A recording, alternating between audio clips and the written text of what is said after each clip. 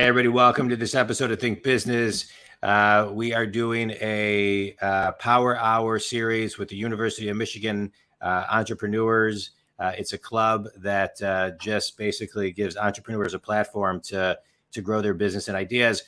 Matt, Oshin, it's great to connect with you. The name of your company is Mocean, which what a clever name, is great. Mocean Technologies Incorporated. Developing cutting-edge SaaS technology in the business sector, e-commerce, curation, et cetera. But kind of go into a little detail. Let's start off and talk a little bit about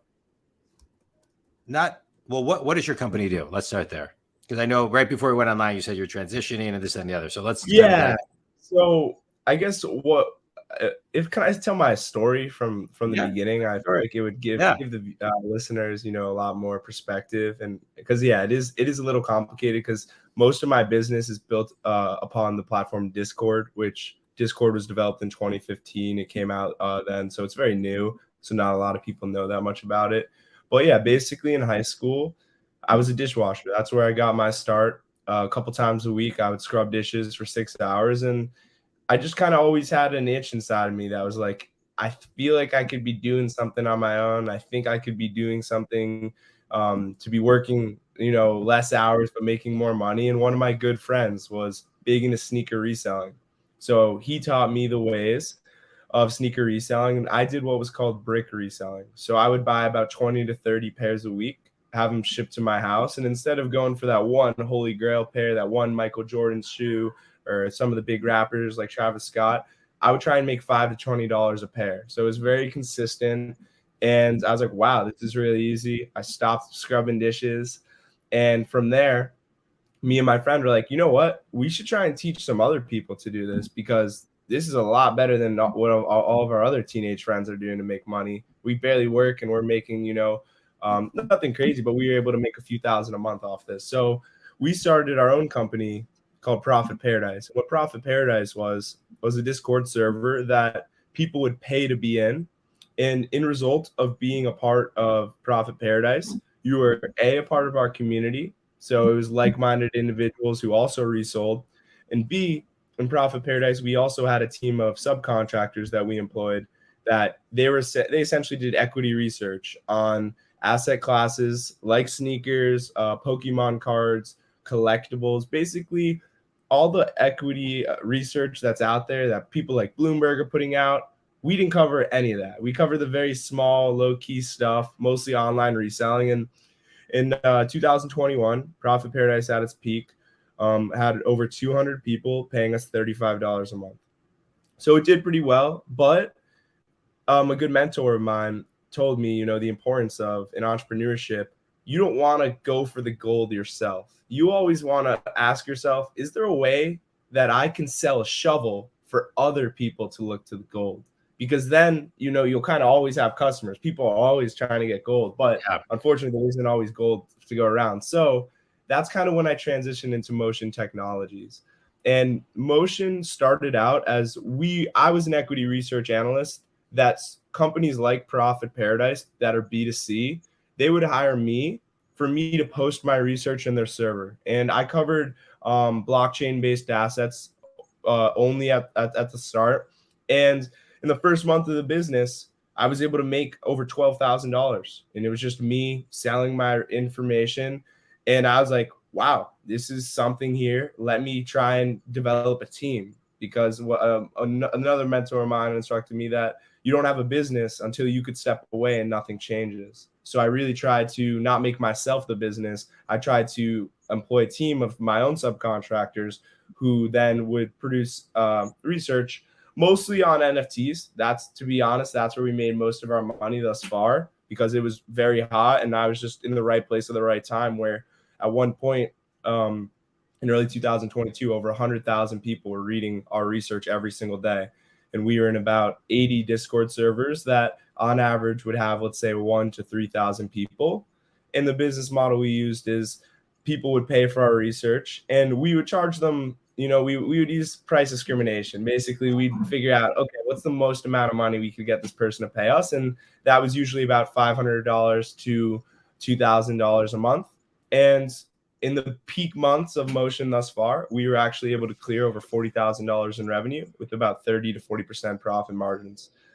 So fast forward a little bit to the NFT wave, and unfortunately, the global Hold on. Pause for 1 second.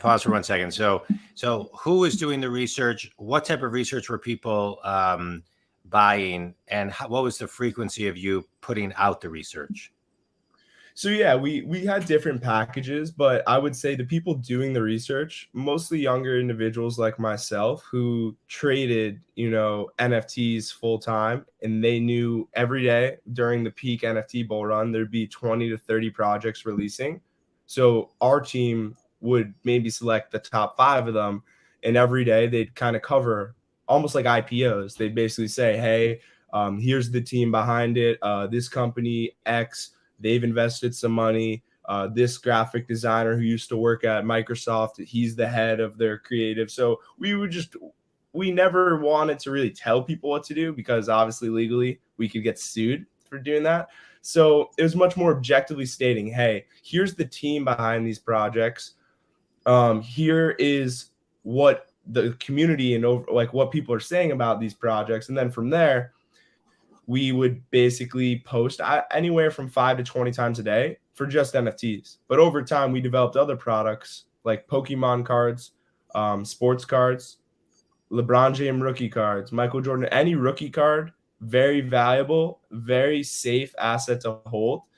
And we also cover toys and other collectibles, Legos, very surprisingly, Lego sets. So depending on what packages these companies that are like Profit Paradise and are a B2C company, I think they could be getting anywhere from 20 to 50 posts a day. And each post, it's not pages of research. It's usually the equivalent to maybe like 1 page on a Google Doc or Microsoft Word. Love it. I love it. All right, keep on going.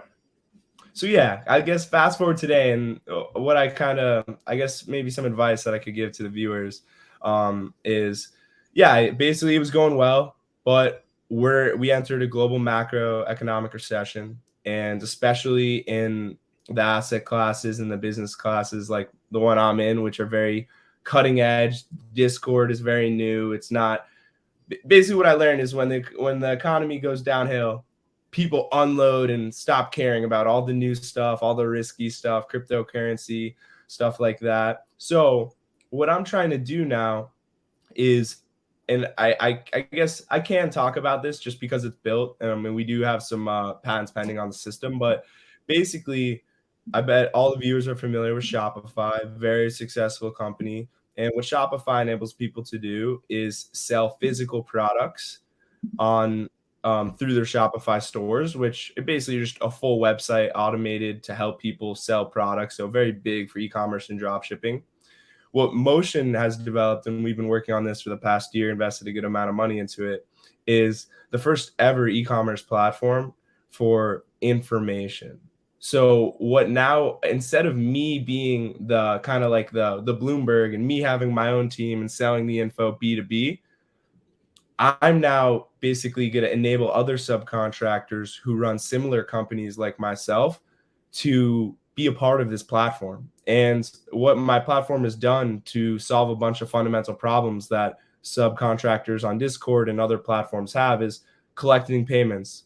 Right now, the only way to really collect payments is manually collecting payments, or you can use something like Stripe, but the problem is you have to manually stop sending the info. You have to manually set up a new client. My system automatically does that.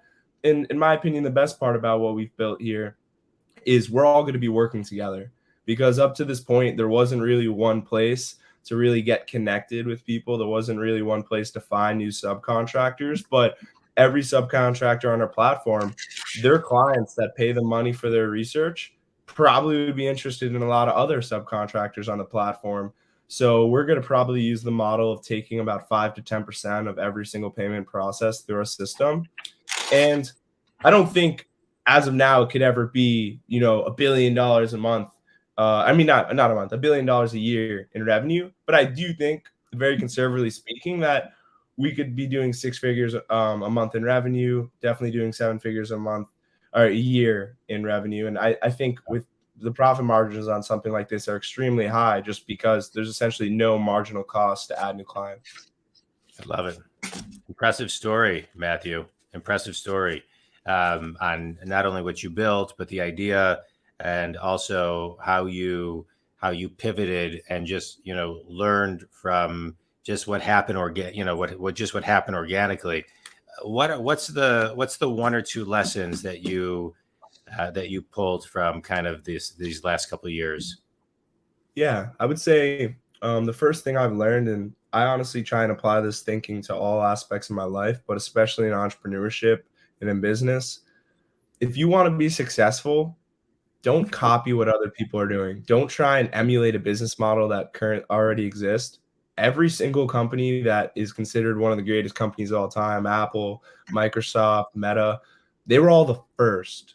So think about something that has not been done. Think about something that people aren't doing, because it's a lot easier to mitigate risk, mitigate competition when you're the first. Whereas if you're just for profit paradise, and very early on in my career as an entrepreneur, I was just copying other people. It worked. I was making some money, but I didn't see that exponential success until I was doing something no one else was doing. Now other people are trying to emulate and copy me. And that's when I know I really have something. So my biggest piece of advice would be you and focus on being special. Focus on being one of a kind, because it will directly translate to success in business. Yeah, amen. I love everything that you just shared. If you were to take that and create a college course, what would it be called? That's a great question right there. I guess if I would say modern day entrepreneurship in, I guess, the digital communications and digital, I guess it's a little long, but kind of just like modern day entrepreneurship, digital communications, focusing on the next generation of Slack, Telegram, Discord, all of those platforms. That's the future of communication. And I'd love to educate more people about that. Yeah, I love it. I love it. I have a question for you. Don't copy. I love that. I always kind of, I'm a business coach, and I've always believed this, even when I was in commercial real estate, when I had my internet company that I ultimately sold. I always believed that we had no competition. And the reason I believe that, and I still believe it today about myself, is because nobody does it at the frequency or vibration that you do something that you do, right? Everything is uniquely to you. And something that I talk to clients about is you got to make yourself hard to replace. You got to make yourself hard to replace. And so if you're doing something and you're not copying, find that one thing that people need that makes you hard to replace. So I love your story. Quick speed round for you, Matthew. A book or a TED Talk or an article that's had the biggest impact on you. How to Win Friends and Influence People, for personality and just being a good person. But I would say business-wise, 0 to 1 by Peter Thiel. Yeah, those are two great books. Best piece of wisdom you've ever received?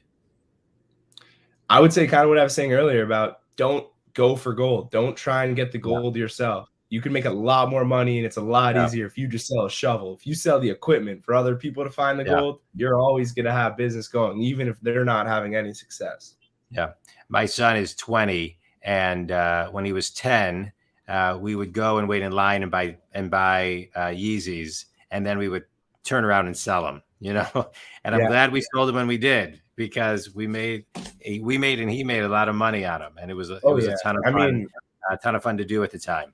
Yeah. Yeah. And their art, I think that sneakers, I don't know if you've heard of the basketball player Luka Doncic, but in my opinion, I think will be the greatest European player of all time. And a couple of years ago, the first sneaker he ever released with Nike, I was able to get about 10, 12 pairs of them. So what I've done is I'm just holding them as an investment, kind of like a rookie card. I know that one day, once he's considered, he already is an extremely good player, but their value is just very safe. And it's what I love most about it too, John. It's a very liquid asset. Within 1 week, I could sell all of those by listing them on StockX, Go, and other marketplaces. Yeah, it's great. It's great. Matthew, tell people who your ideal clients are and how they can connect with you. So I think the best way that people can connect with me is just going to our website, mocean.info, MOCEAN.info. And from our website, you could join our main Discord server, which is where we could directly and very quickly, you could talk to me, you could talk to any of our team. You also can connect with us through our Twitter, which I believe is Mocean Official. But yeah, just go to our website, mocean.info, MOCEAN.info, and you could kind of from there, you could actually test out. You could go to our e-commerce platform by logging into the dashboard. You do need a Discord account to be able to do that. But yeah, we're mostly targeting people who know how to use Discord and use Discord. And kind of what 0 to 1, one of the lessons I learned from that book is dominate a small niche. Once you dominated that niche, then expand to other niches. So I don't plan on just being a Discord company forever, but I want to stick to what I know, stick to what I have an edge in. And then especially hopefully once I could do a Series A, Series B, that's when we move to other platforms. Yeah. I love it. Matthew, it's been great talking with you. You know, my parents always raised me. I'm 50 years old, and they always raised me. You can always learn something from somebody older and younger. And I'm learning a ton from everybody. I always do, but I'm interviewing a lot of the people in the Power Hour in this series, and it's been great. People, John. Yeah, it is a special group of people, and what you're doing is great. And I'm a business coach. I work with solopreneurs to Fortune companies, everything in between, from the C-level suite to the salesperson, manager. I work with people all over the world and who are stuck, and I get them unstuck. And what I love about this podcast, Matthew, is I get guests like you who get to help people get unstuck. And I want to extract two things that you shared. One that you shared that I just want to extract kind of just the energy of it, which is think community.